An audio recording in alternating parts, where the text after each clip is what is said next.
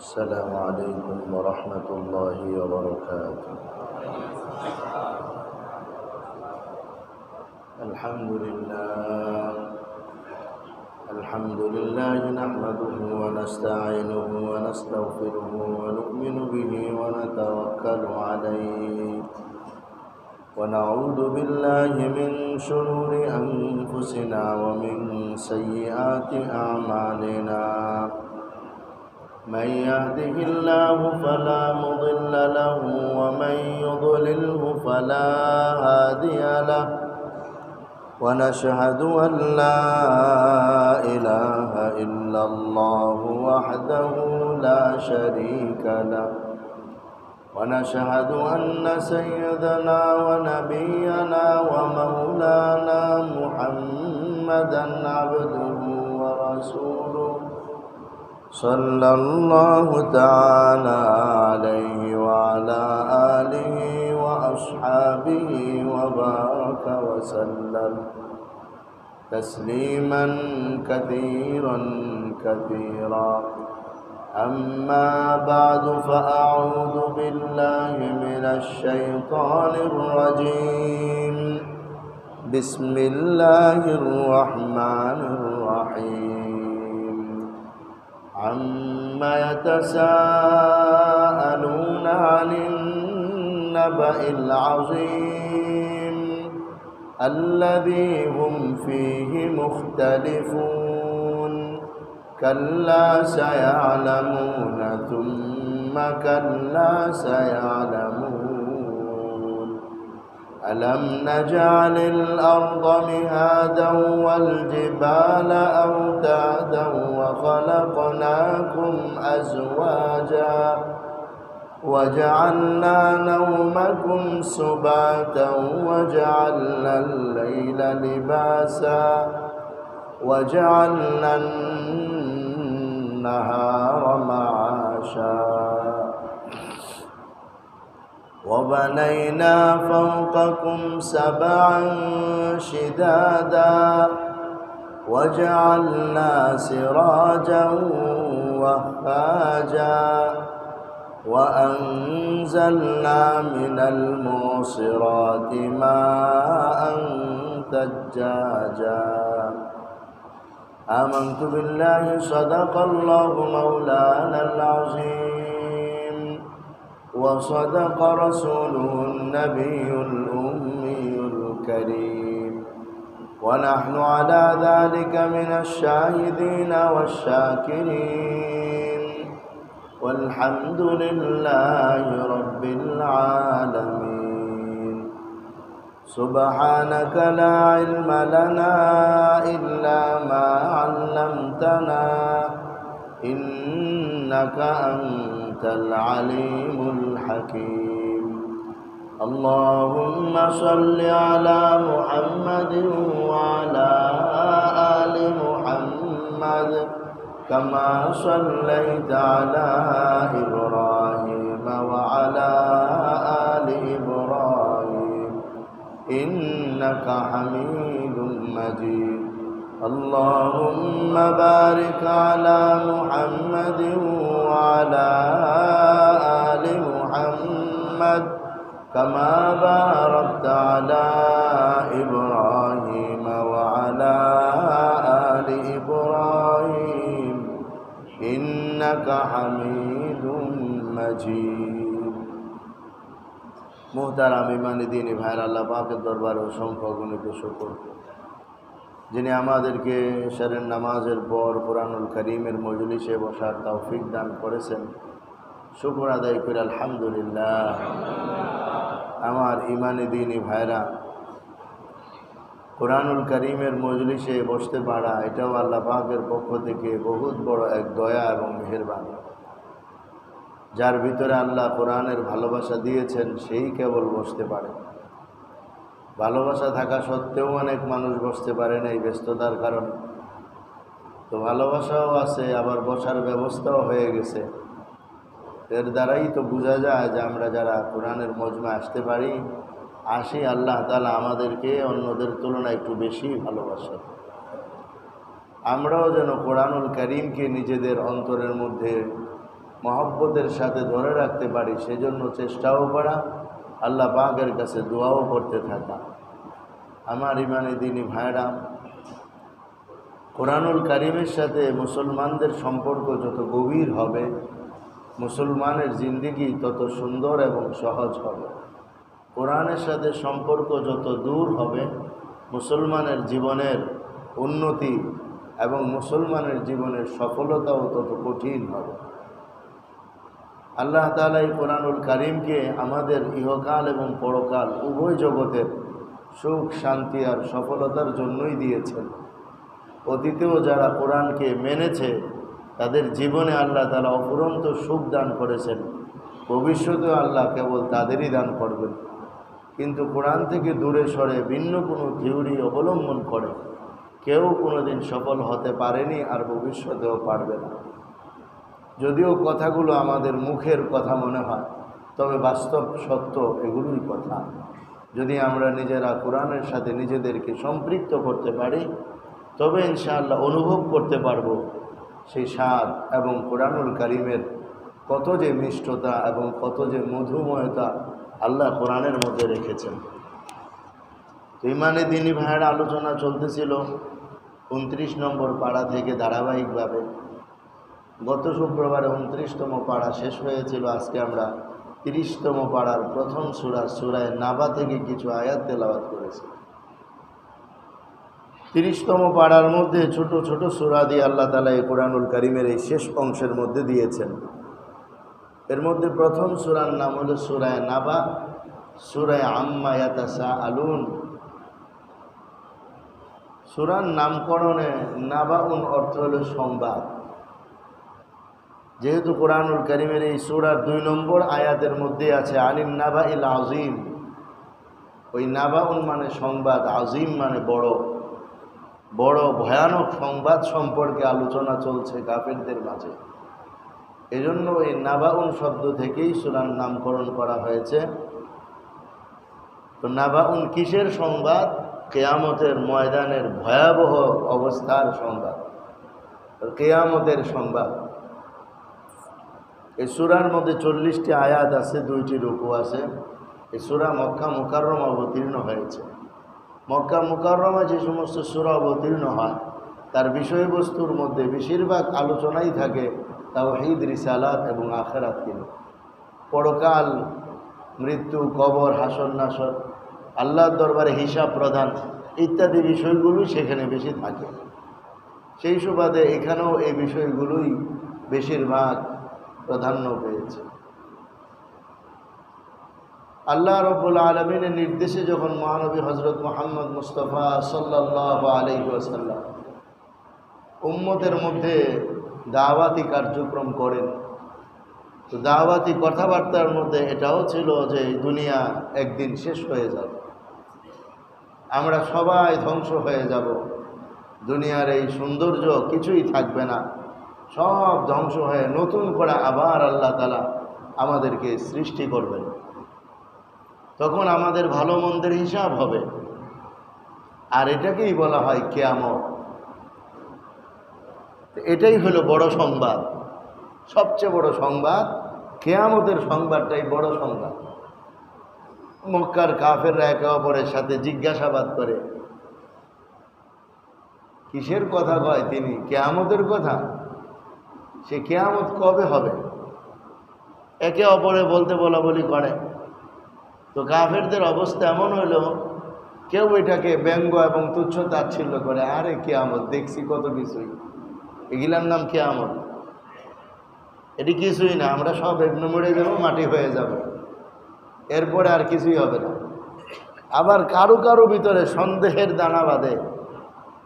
মুহাম্মদ সাল্লাল্লাহু আলাইহি সাল্লাম তো কখনো মিথ্যা কথা বলেন না, আর যে কালাম তিনি বর্ণনা করতেছেন এই কালামের তো প্রতিদ্বন্দ্বী, এই কালামের মতো সাহসও তো কেউ বানানোর সাহস করে না, এবং এটা যে মানুষের কথা না এটাও সবাই বুঝে।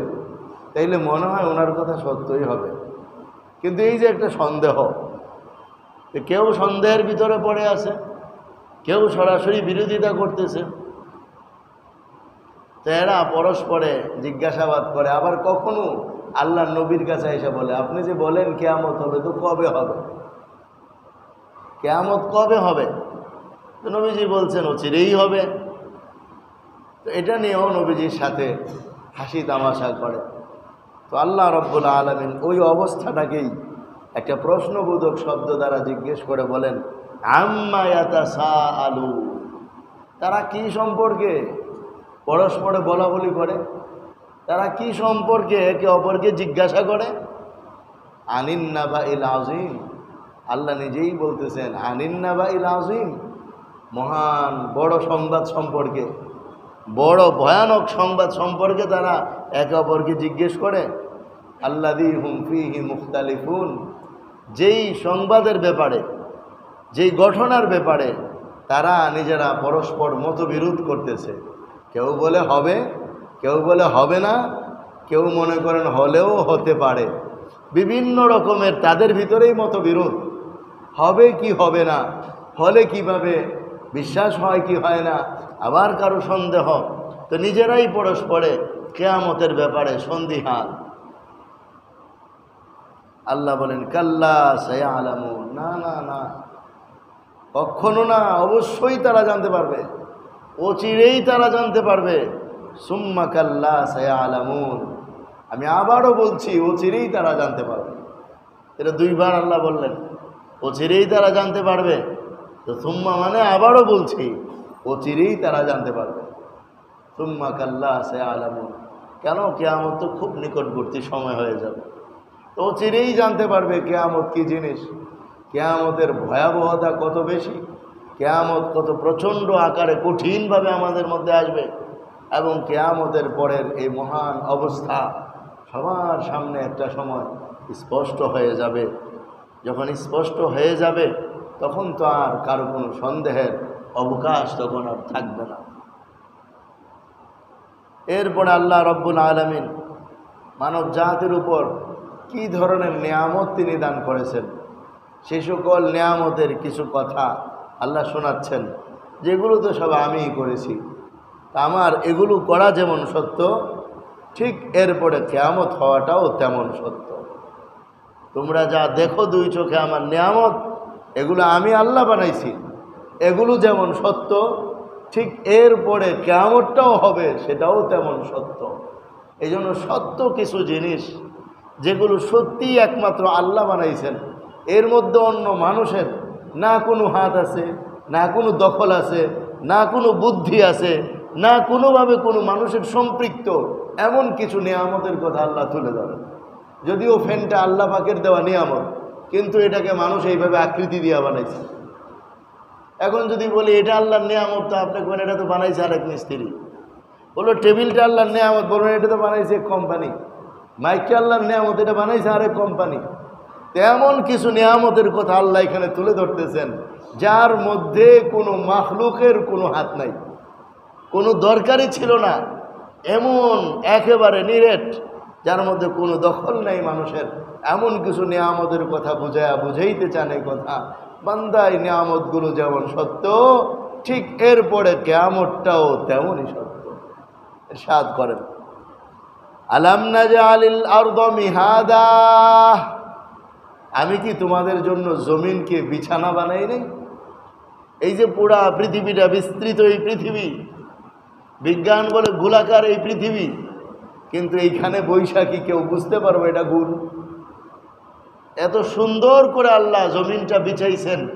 এই জমিন বিছানের ক্ষেত্রে না কোনো মানুষের কোনো দখল আছে, না কোনো ফেরেশতাদের কোনো দখল আছে, না আল্লাহ রব্বুল আলামিন এগুলো বানানোর ক্ষেত্রে কাউকে জিজ্ঞেস করছেন যে মাটিটা আমি কেমন বানাবো, শক্ত বানাবো না নরম বানাবো, কি ধরনের বানাবো। এর মধ্যে কোনো মানুষের, কোনো মাখলুকের কোনো হাত নাই। এমন এক নিয়ামত আল্লাহ সামনে দিলেন, আর জিজ্ঞেস করলেন আমি কি বানাই নাই? আলাম নাজআলিল আরদা মিহাদা, এই জমিনটাকে আমি তোমাদের জন্য বিছানা বানাই নাই? বিছানা যেরকম নরম হয়, মাটিও কিন্তু তেমনই নরম। মাটির মধ্যে শুইলে মানুষ ব্যথা পায় না, কিন্তু ফ্লোরের মধ্যে শুইলে মানুষ ব্যথা পায়। মাটিকে আল্লাহ এরকম নরমভাবে আমাদের জন্য বানায় দিয়েছেন। কোনো কিছু মাটির মধ্যে কাটতে গেলে মাটি কেটে যায়, আবার ডাবাইলে মাটি ডেবে যায়। আবার মাটিকে আল্লাহ তাআলা কত ধরনের কত ধরনের মাটি আল্লাহ বানাইছেন, যে মাটির আবার নামও আছে, এঁটেল মাটি, আরো কি কি দোআঁশ মাটি, এগুলো তো আমরা স্কুলে পড়ছি। কত ধরনের নাম আছে মাটির, এবং মাটির মধ্যেও কত ধরন আছে।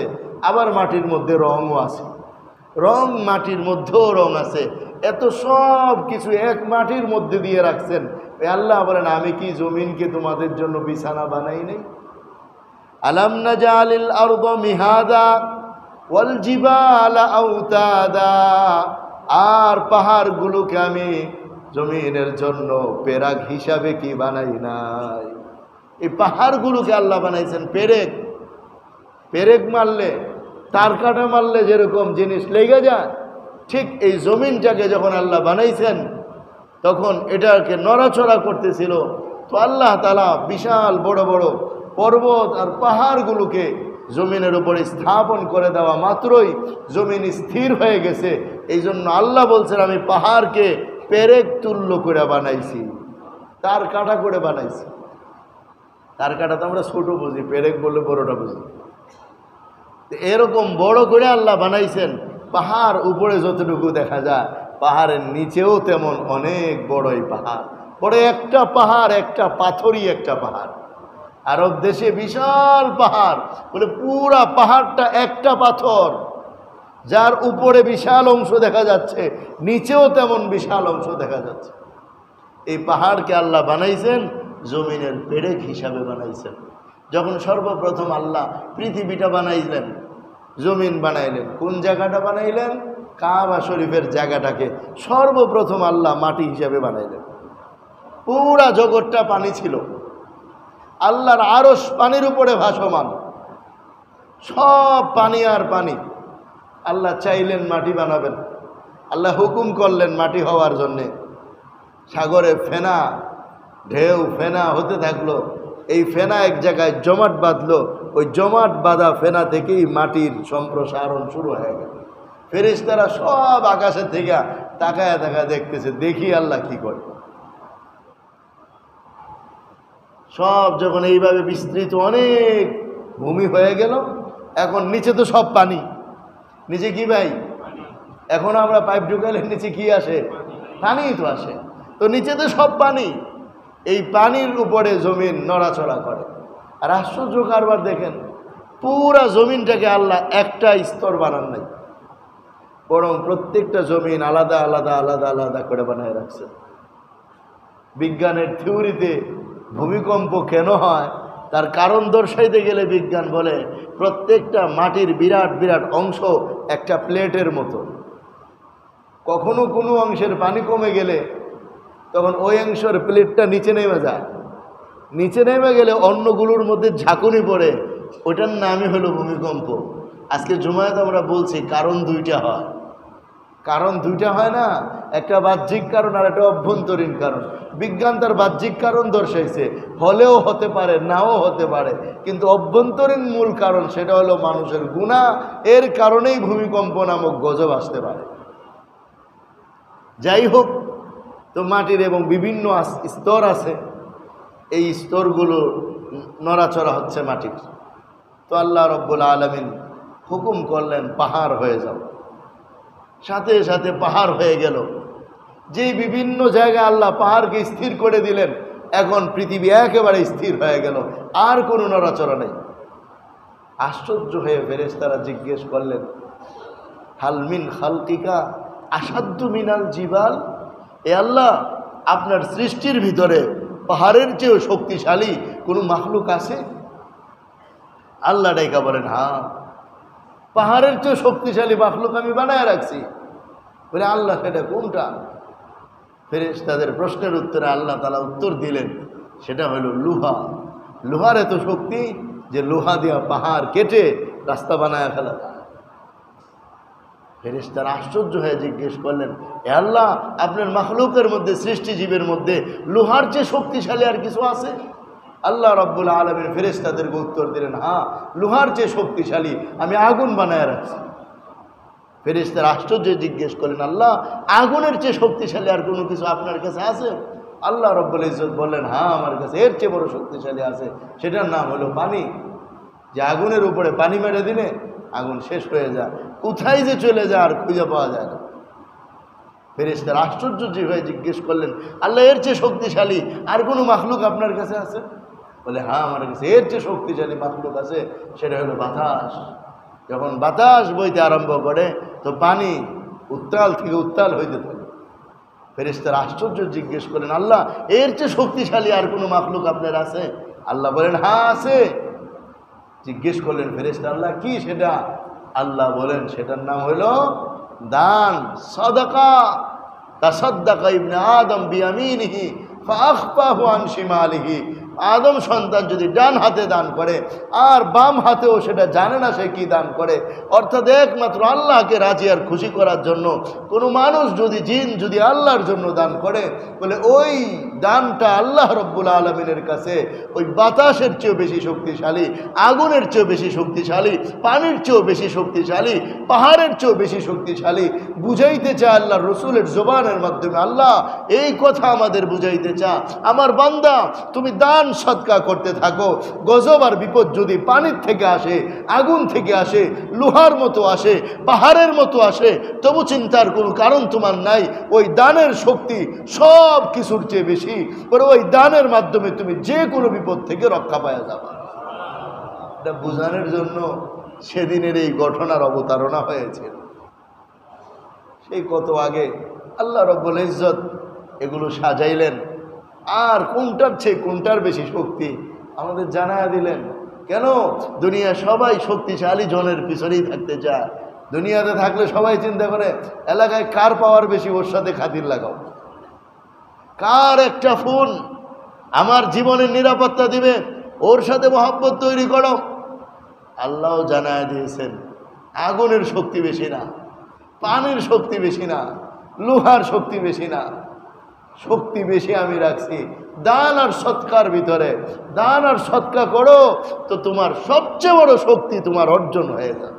এটা বুঝাইতে চায়, কিন্তু দান করতে তো আমাদের মনে চায় না। দান করতে মনে চায় না, জমায় রাখতে মনে চায়, নিজেও খাইতে মনে চায় না, সন্তানদের জন্য জমায় রাখতে মনে চায়। এই জন্য আল্লাহ নবী একদিন জিজ্ঞেস করছিলেন, তোমরা কি নিজের সম্পদ বেশি ভালোবাসো না অন্যের সম্পদ? সাহাবারা বলছেন, কি বলেন ইয়া রাসূলুল্লাহ, অন্যের সম্পদ আবার কেউ ভালোবাসে নাকি? আমরা নিজেরটারই নিজেরা ভালোবাসি। না, তোমরা অন্যেরটা বেশি ভালোবাসো। ও কিভাবে আমরা অন্যেরটা বেশি ভালোবাসি? আল্লাহ নবী বললেন, যা খাইলা, যা পড়লা, যা দান করলা, এগুলো তোমার। খাইছো শেষ হয়ে গেছে, তুমিই তো খাইছো। পড়ছো শেষ হয়ে গেছে, তুমিই তো পড়ছো। আল্লাহর রাস্তায় দিছো, তোমার জন্য অ্যাকাউন্টে জমা। আর যেটা তুমি জমা রাখছো এটা তোমার সন্তানের। এ তো বোঝা গেল তুমি অন্যেরটারও বেশি ভালোবাসো। পাহারাদারি তো সন্তানের সম্পদের পাহারাদারি করো, নিজের সম্পদের পাহারাদারি তো করো না। বাস্তবে কি আমরা আমাদেরটা বেশি ভালোবাসি না অন্যেরটা বেশি ভালোবাসি? অন্যেরটাই সবাই আমরা বেশি ভালোবাসি। এই জন্য অন্যেরটা ভালোবেসে বাসে তারে মানুষ বুদ্ধিমান বলবে। যে নিজের নামের খবর নেই, অন্যের সম্পদ ভালোবাসা নিয়ে ব্যস্ত, তারা যেমন মানুষ বুদ্ধিমান বলবে না, আসমান থেকেও আমাদেরকে বুদ্ধিমান বলা হবে না। আমরা যদি সত্যিকারের বুদ্ধিমান হতে চাই, এর অর্থ এই না সন্তানদেরকে আমরা সমুদ্রে নিক্ষেপ করে দেব, বরং তাদের সুখ শান্তি আর সফলতার চিন্তা অবশ্যই করব, কিন্তু এই পরিমাণ না যে নিজের জীবন শেষ করে দিয়া, নিজের জীবনের সব বিসর্জন দিয়া না। নিজের সামান তো কিছু তৈরি করা দরকার। যে সন্তানের বাবা সব সন্তানের নামে লিখা দিয়া সন্তানের উপরে বোঝা হয়ে পড়ে, ওই বাবা বৃদ্ধাশ্রম ছাড়া আর কিছু পায় না। এই জন্য সেই সাথে একটা কথা এখনো বলে দেই দুনিয়ার মধ্যে, ভাই, মরার আগে সব সম্পদ সন্তানের নামে কখনো লিখে দিবেন না, কখনো লিখে দিবেন না। এমন বহু সন্তান দুনিয়াতে আছে, বাবারে নিয়ে হোটেলের মধ্যে নেহারি খাওয়াইছে, 1 দিন 2 দিন 5 দিন 7 দিন খাওয়ায় খাওয়া একদিন হচ্ছে, আব্বা সম্পদগুলো আমার নামে লেখা দিয়ে দেন, আমি তো আপনার সেবা যত্ন করি। বাপেও চিন্তা করছে আসলে তো ঠিকই, যেইভাবে নেহারি খাওয়াইতেছে দিলে মনে হয় গরু খাওয়াই বাস্তা, দেওয়ার পরে আর খবর নাই, 2 দিন পরে বউ নিয়ে আলাদা। এরকম বহু মানুষ দুনিয়াতে আছে। এই জন্য সবার কাছে এটা মাথা, আপনার জান থাকা পর্যন্ত লেখা দেওয়ার কোনো প্রয়োজন নেই। লেখা দেওয়া লাগবে কেন? আপনার সম্পদ আপনার চোখ লাগতে দেরি হবে, অটোমেটিক মালিক হইতে ইসলামেও দেরি হবে না, রাষ্ট্রেও দেরি হবে না। তাহলে দরকার কি? কিন্তু এটা করে দিয়া মানুষ বিপদের মধ্যে পড়ে। এই জন্য অন্যের সম্পদ পাহারাদারিরও দরকার নাই, নিজেরটাকে হিসাব কইরা এরপরে অন্যের জন্য রাখা যান। আল্লাহ আমাদেরকে এইভাবেই বুঝাইতে চাইতেছেন। আল্লাহ আমাদের তৌফিক দান করেন। আমার দোস্ত ওই যে আল্লাহ, এরপরে আল্লাহ রব্বুল আলামিন ইরশাদ করেন, ওয়াল জিবালা আওতাদা, পাহাড়গুলোকে আমি পেরেক হিসাবে বানাইছি। এই জন্য অতি পাহাড় কেটে সমান করে ফেলা এটা জাতির জন্য ক্ষতি। পাহাড় কাইটা সমান করে ফেলা এটা জাতির জন্য ক্ষতি। এর অর্থ এই না যে দুই একটা পাহাড় সমান করে ফেললে মনে হয় দুনিয়া শেষ হয়ে যাবে। এটা আবার বস্তুবাদী চিন্তা, এটা আবার বস্তুবাদী চিন্তা। যেমন আমাদের এখানে ডিপ বসানো নিষেধ, এটা করা নিষেধ, ওটা করা নিষেধ, করলে জমিন সব ধসে যাইব। তো সরকার যে 20 তলা বিল্ডিং উঠাইলো, এখন জমিন ধসে না কেন? এখন জমিন ধসে না কেন? আল্লাহ আমাদের বুঝার তৌফিক দান করেন। বস্তুবাদী চিন্তা থেকে আমাদের ফিরে আসা দরকার। সারা ঢাকা শহরে প্রত্যেক বাড়িতে বাড়িতে যদি একটা করে ডিপ বসায়, তবু জমিন ধসবে না। এটা আমাদের ঈমান। তবু জমিন ধসবে না। জমিন ধসবে তো আমাদের গুনার কারণে। জমিন ধসবে, ছেলেরা সব মেয়ে সাজতেছে, মেয়েরা সব ছেলে সাজতেছে, এই জন্য জমিন ধসবে। ট্রান্সজেন্ডার করার কারণে জমিন ধসবে। জমিন ধসবে হিন্দুরা রাজত্ব করে মুসলমানদেরকে মেরে ফেলার কারণে, বিচার না হলে জমিন ধসবে। জমিন ধসবে দেশের মধ্যে বেঈমানি চলতে থাকলে জমিন ধসবে। জমিন ধসবে জনগণের আমানতের খেয়ানত হলে জমিন ধসবে। জমিন ধসবে অন্যায় অনাচার পাপাচার আর জিনা বেবিচারের অবাধ করে দেওয়ার মাধ্যমে জমিন ধসবে। ডিপকল বসাইলে জমিন ধসে না। এগুলো সব আমাদের মাথা নষ্ট করার কথা। বস্তুবাদী চিন্তা আমাদের শেষ করে দিতেছে। আমাদেরকে রবের চিন্তায় চিন্তিত হতে হবে সব কাজের ক্ষেত্রে। ইসলাম কি বলে এটা আমাকে আগে জানতে হবে যদি আমি মুসলমান হতে চাই। আমাদের সাথে দুনিয়ার সমস্ত বেঈমানের পার্থক্য একটা, এরা সব কাজ করে নিজের লাভ দেখা, আর আমাদের কাজ করতে হবে আল্লাহর সন্তুষ্টি দেখা। তাইলে আমি আপনি মুসলমান, আর নাইলে আমি আপনি নামাজ পড়াইলেও মুসলমান হতে পারবো না। ইমাম সাহেব হইলেও মুসলমান না, খতিব সাহেব হইলেও মুসলমান না। মুসলমান তো সে যে কাজে কর্মে কাকে চিন্তা করে, সে মুসলমান। মুসলমান হওয়া আমরা অনেক সহজ মনে করি। মক্কায় কিছু মানুষ, মদিনা শরীফে কিছু মানুষ আসছে, আইসা কালিমা পড়ছে। কালিমা বই বলতে আমরা মুসলমান, আমরা মুমিন। আল্লাহ আয়াত নাজিল করছেন একটু পরেই, ক্বালাতিল আরাবু আমান্না কুল লাম তুমিনু ওয়ালাকিন কুলু আসলামনা। গ্রামের কিছু মানুষ এসে বলছে আমরা ইসলাম গ্রহণ করলাম, মুমিন হয়ে গেলাম। আল্লাহ আয়াত নাজিল করে দিয়া জানায় দিলেন, আমার নবী জানায় দেন তোমরা এখনো মুমিন হও নাই, বলো আমরা শুধু ইসলাম গ্রহণ করছি, এখনো মুমিন আমরা হইতে পারি নাই। ইসলামের নিয়ম কারণ আমাদের দিলের ভিতরে এখনো ফিট হয়ে সারে নাই।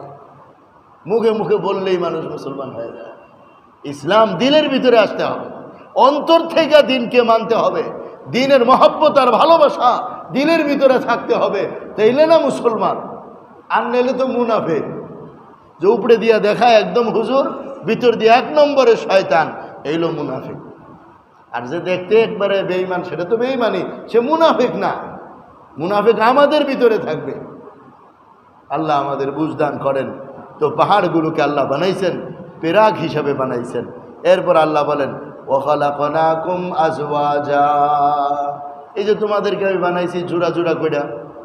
সব দুনিয়াতে আল্লাহ জোড়া বানাইছেন, কোনো কিছু জোড়া ছাড়া না। সিঙ্গেল দুনিয়াতে কিচ্ছু চলে না, সব জোড়া জোড়া। এই যে পাখাটা চলতেছে তার তারটাও জোড়া। দুনিয়ায় কিচ্ছু জোড়া ছাড়া নাই। যদি কোনো কেউ পারতো তো সিঙ্গেল চালাক, সিঙ্গেল কেউ চালাতে পারবে, কিছুই চলবে না।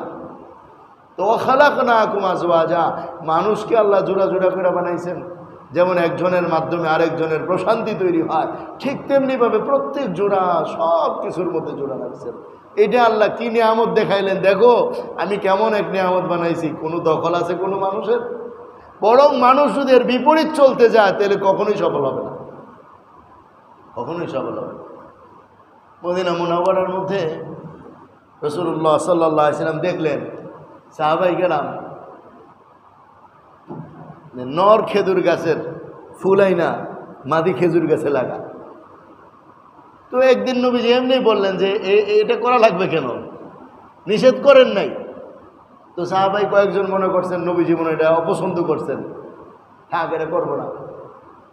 ওই বছর যারা যারা এরকম করে নাই তাদের খেজুর গাছে খেজুর আসছে কম, খেজুর ভালো ফলে নাই।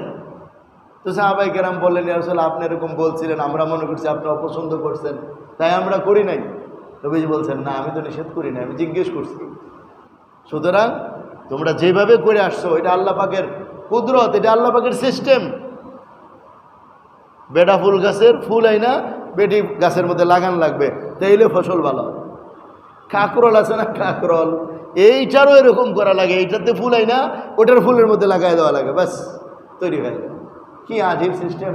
ওয়াখালাকনাকুম আজওয়াজা, আমি জোড়া জোড়া করে সৃষ্টি করছি। এবার চিন্তা করে দেখেন জোড়ার ভিতরে আল্লাহ কত শান্তি রাখছে। ওয়াখালাকনাকুম আজওয়াজা ওয়াজআলনা নাওমাকুম সুবাতা, আর রাতের বেলার ঘুমকে আমি আল্লাহ তোমাদের ক্লান্তি দূরকারী বানায়া দিছি। রাতের বেলা হলো ঘুমের জায়গা। রাতের বেলার ঘুম আমাদের সবার ক্লান্তিকে দূর করে দেয়। কত ক্লান্ত পরিশ্রান্ত মানুষেরা যখন এসে বিছানায় শোয়, কোনো রকম শরীরটা বিছানার মধ্যে ফেলে, সকালবেলা যখন ঘুম থেকে উঠে তো পুরা নতুন উদ্যমে, যেন এক নতুন জীবন। কি আজীব ঘুমের ভিতরে আছে। তো এটা আল্লাহ তাআলাই বানাইছেন, এর মধ্যে কোনো মানুষের কোনো ধরনের দখল নেই। ওয়াজআলনা নাওমাকুম সুবাতা ওয়াজআলনাল লাইলা লিবাসা, আর রাতকে আমি তোমাদের জন্য আচ্ছাদনকারী বানাইছি। রাতের অন্ধকার, রাতের অন্ধকার আমাদের জন্য যেন পোশাক, ঢেকে দিয়েছেন আমাদেরকে, কেউ কিছুই দেখতে পারে না। এই অন্ধকার আমাদের জন্য কত প্রয়োজনীয় এক গুরুত্বপূর্ণ নিয়ামত। ওয়াজআলনান নাহারা মাআশা, আর দিনকে আমি তোমাদের জন্য উপার্জনের জায়গা বানাইছি। উপার্জনের জায়গা দিন ভাই, উপার্জনের সময় দিন। অনেক অনেক গার্মেন্টস আর ফ্যাক্টরি বেশি লাভের জন্য দিনেও মেশিন চালায়, রাতেও মেশিন চালায়। 24 ঘন্টাই তাদের এখানে মেশিন চলে। কারেন্ট গেলে জেনারেটর দিয়ে চলতে থাকে। রাত্রিবেলা যারাই কাজ করুক, নাইট ডিউটি যারাই করুক, প্রত্যেকেরই শরীর খুব দ্রুত দুর্বল হয়ে যায়, খুব দ্রুত। কারণ আল্লাহ রাত বানাইছেন আরামের জন্যে, দিন বানাইছেন কাজের জন্যে। এটা হলো আল্লাহর আদত, এটা আল্লাহর ফিতরত, এটা আল্লাহ পাকের নীতি। এই নীতির উল্টা চলতে গেলেই শারীরিক সমস্যা তৈরি হবে। এই নীতির উল্টা চলতে গেলেই শারীরিক সমস্যা তৈরি হবে। তো এরকম আরও কিছু নিয়ামতের কথা সামনে আছে। সেই সমস্ত নিয়ামতের কথা বলার পর কিয়ামত সংক্রান্ত আলোচনা হবে। তো এমন এমন নিয়ামত, যেই নিয়ামতের মধ্যে কারো কোনো দখল নাই, এগুলো বইলে আল্লাহ বুঝাইতে চান, বান্দা এই নিয়ামতগুলো তো তুমি দেখতেছো, ভোগ করতেছো, আমি আল্লাহ এগুলোকে বানাইছি, আমি আল্লাহ এগুলোকে যেমন তৈরি করছি, এরপরে কিয়ামতও আমি আল্লাহই রাখছি। এগুলো যেমন সত্য, ঠিক কিয়ামতটাও তেমন সত্য। এটা বুঝানোর জন্যে এবং আমাদেরকে দেখানোর জন্য এই সব নিয়ামতের কথা আলোচনা করলেন। তো আমরা আজকে 11 নম্বর আয়াত পর্যন্ত তেলাওয়াত করলাম। সূরা 1 নম্বর আয়াত থেকে 11 নম্বর আয়াত পর্যন্ত আজকে আলোচনা করা হয়েছে। বৃষ্টির জন্য আগামীকালকে ইনশাআল্লাহ এই মাঠের মধ্যে সকাল 9টায় ইস্তিসকার নামাজ হবে। তো ইস্তিসকার নামাজে আসার জন্য আমাদের বুজুর্গানে দিন কিছু নিয়মের কথা বলে থাকেন। এই নিয়মগুলো আমি আপনাদের সামনে কয়েকটা পড়ে শোনাইতেছি, যাদের পক্ষে সম্ভব হয় আমরা এগুলো আমল করতে চেষ্টা করব ইনশাআল্লাহ।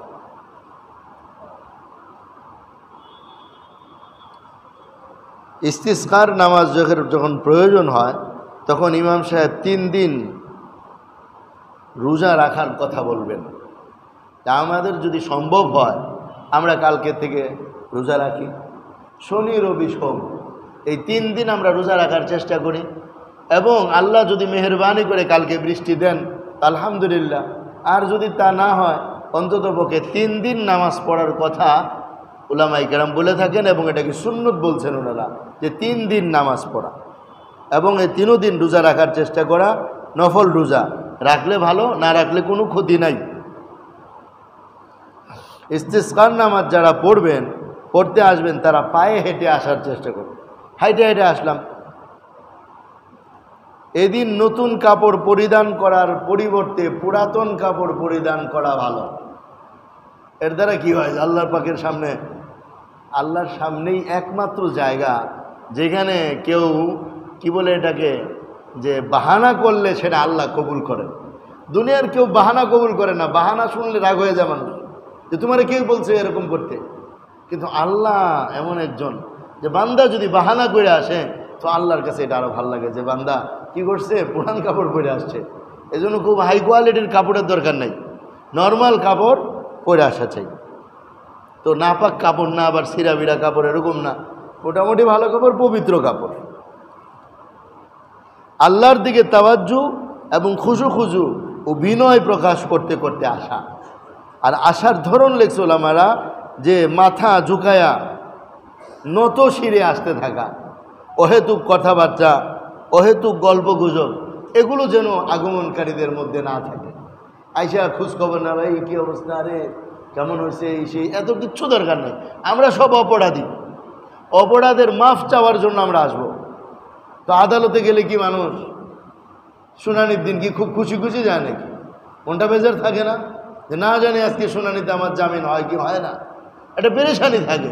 ওরকম একটা পেরেশানি ভাব নিয়ে আসা চাই। বের হওয়ার আগে কিছু দান সদকা করা চাই। যদি কোনো ফকির মিসকিন মিলে তো দিলাম, আর নাহলে মসজিদের এখানে তো দান বাক্স আছে, আল্লাহর ঘরে দিয়ে গেলাম। সামনে কোনো ফকির মিসকিন পেলে দিয়ে গেলাম, গরিব মানুষ থাকলে দিয়ে গেলাম। কিছু যেই পরিমাণে হোক একটু দান করে যাই, কারণ দানের দ্বারা তো বিপদ দূর হয়, দানের দ্বারা তো আল্লাহ খুশি হয়। সকল মুসলমানের জন্য ক্ষমা ও মাগফিরাতের দোয়া করা। নিজেদের মাঝে যারা দুর্বল, বৃদ্ধ এবং শিশু, তাদেরকে আগে রাখার চেষ্টা করা। দুর্বল মুসল্লি আসলে ওনারা আগে দাঁড়ান, জোয়ান আমরা পিছনে থাকি। আল্লাহর দয়া কার উপরে বেশি হয়? বুড়াদের উপর বেশি হয়।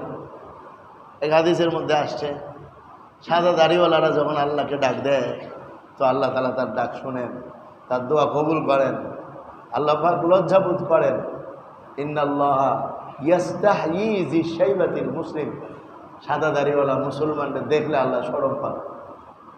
যে বুড়া মিয়া জিন্দিগিটা ভর আমাকে সেজদা করছে, আজকে আমার কাছে বৃষ্টি চাইতে আসছে, আচ্ছা বুড়া মিয়ার কারণে বৃষ্টি দিয়ে দিন।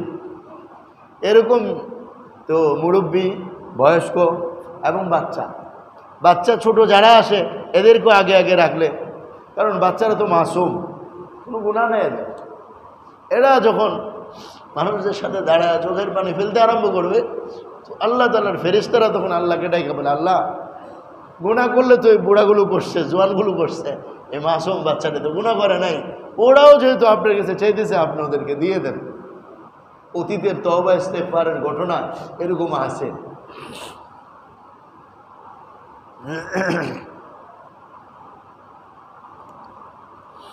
এবং আমরা সবাই বেশি বেশি ইস্তিগফার, আস্তাগফিরুল্লাহ রাব্বি মিন কুল্লি যামবি ওয়া আতুবু ইলাইহি, আস্তাগফিরুল্লাহাল্লাযী লা ইলাহা ইল্লা হুয়াল হাইয়ুল কাইয়্যুম ওয়া আতুবু ইলাইহি, আল্লাহুম্মা ইগফিরলি ওয়ারহামনি ইত্যাদি ইত্যাদি দোয়া পড়া।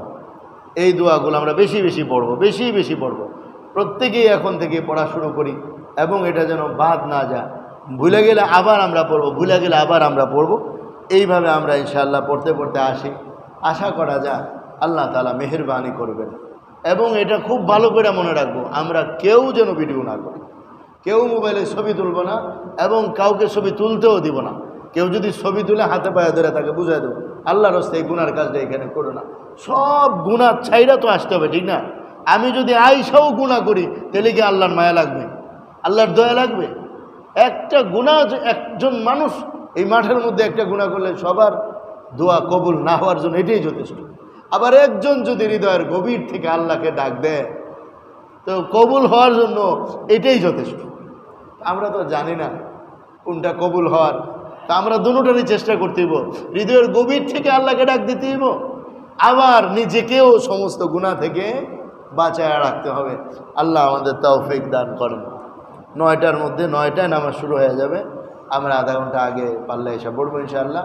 নামাজের আগে কিছু কথা হবে, কিছু তো ব্যবস্থাপনা থাকবে, তারপরও নিজেরা জায়নামাজ নিয়ে আসার চেষ্টা করব। আল্লাহ আমাদের তৌফিক দান করেন। দুরূদ শরীফ পড়ে আল্লাহুম্মা সাল্লি আলা মুহাম্মাদ ওয়া আলা আলি মুহাম্মাদ কামা সাল্লাইতা ওয়া সাল্লামতা আলা ইব্রাহিম ওয়া আলা আলি ইব্রাহিম ইন্নাকা হামিদুম মাজিদ। আল্লাহুম্মা বারিক আলা মুহাম্মাদ ওয়া আলা আলি মুহাম্মাদ কামা বারাকতা আলা ইব্রাহিম ওয়া আলা আলি ইব্রাহিম ইন্নাকা হামিদুম মাজিদ। আমাদের এক ভাই জনাব আজিজুল হক সাহেব অনেক অসুস্থ, বাসায় আছেন, দোয়া চাইছেন সবার কাছে। আমরা দোয়া করি আল্লাহ তাআলা ওনাকে শেফায়ে কামেল আজলা নসিব করুন। আল্লাহুম্মা আমিন।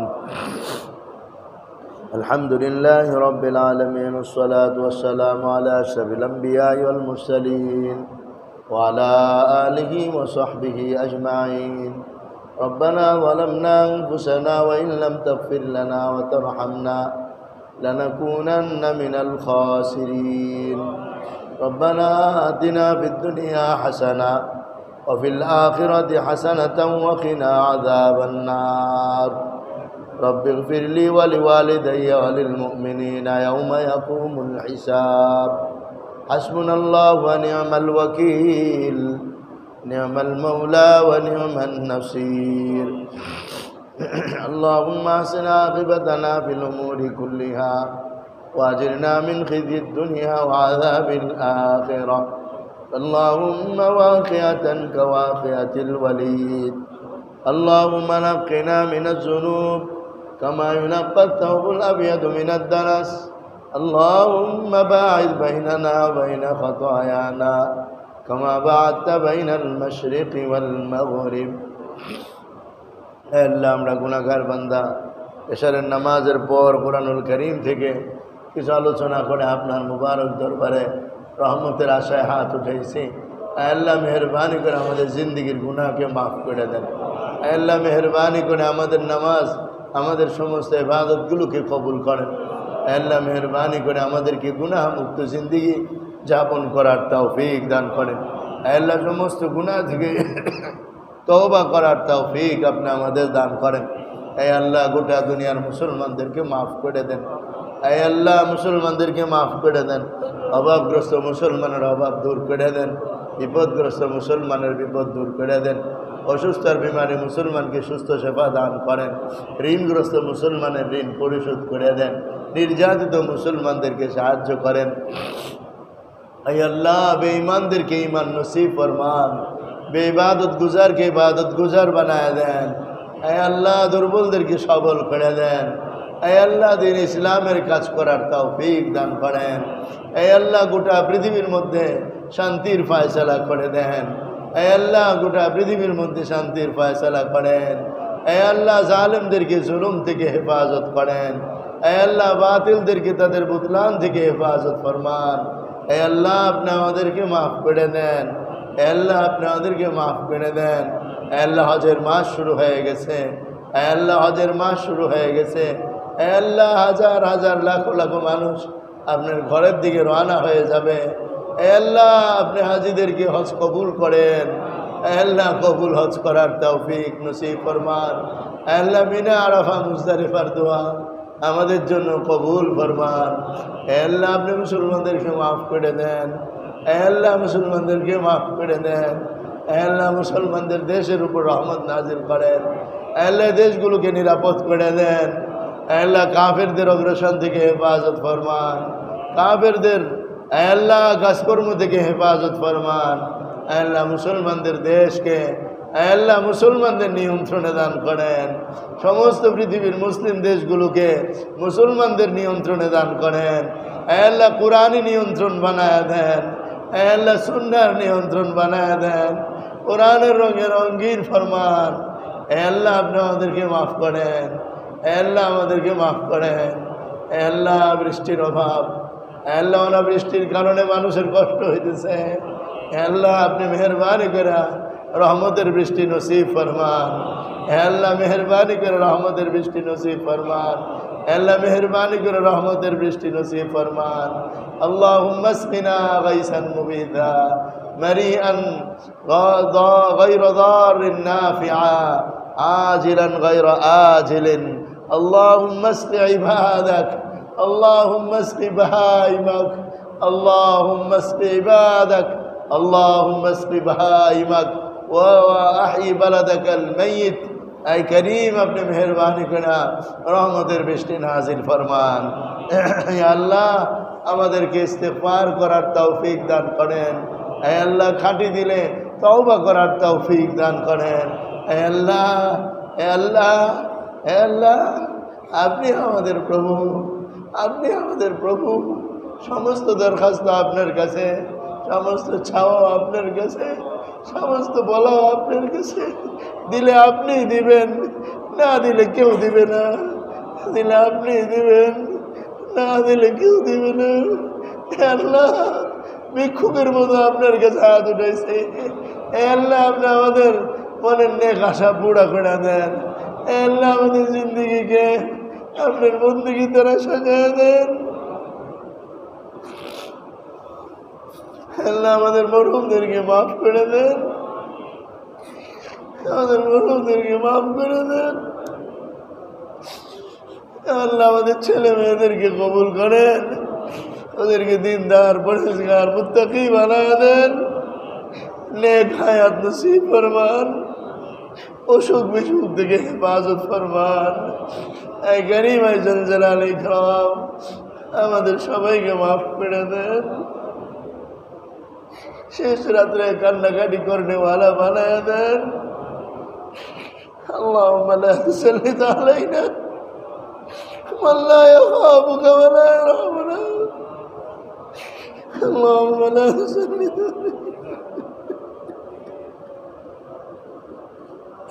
من لا يخافك ولا يرحمنا يا الله আমাদের কর্তৃত্ব আমাদের নেতৃত্ব আপনি আপনার দুশমনদের হাতে দিয়ে দিয়েন না আমাদের কর্তৃত্ব আপনার শত্রুদের হাতে উঠায় দিয়েন না আমাদের কর্তৃত্ব আপনার শত্রুদের হাতে উঠায় দিয়েন না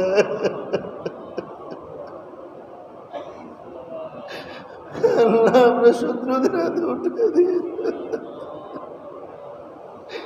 আল্লাহ আপনার শত্রুদের হাতে উঠায় দিয়েন না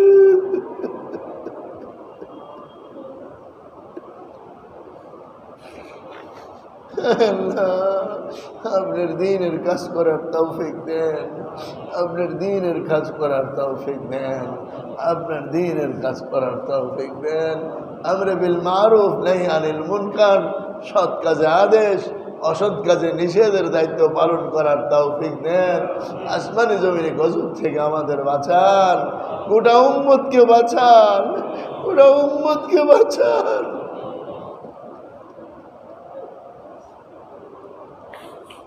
করিম আমাদের দোয়াকে কবুল করেন আমাদের মুনাজাতকে কবুল করেন হে আল্লাহ রহমতের হাওয়া চালু করে দেন হেদায়েতের হাওয়া চালু করে দেন জাতিকে তওবা করার তৌফিক দেন জাতির কানে তওবার আওয়াজ পৌঁছায় দেন জাতির হৃদয়ের ভিতরে তওবার ভয়াবহতা ঢুকায় দেন হে আল্লাহ জাতিকে তওবা করার তৌফিক দেন হে আল্লাহ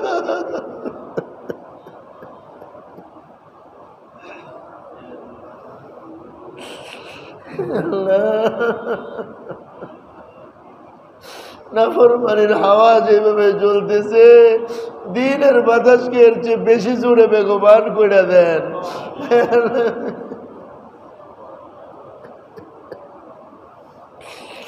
আল্লাহ দিনদারদেরকে আগে বাড়ায় দেন বদ্দিনকে পিছনে সরায় দেন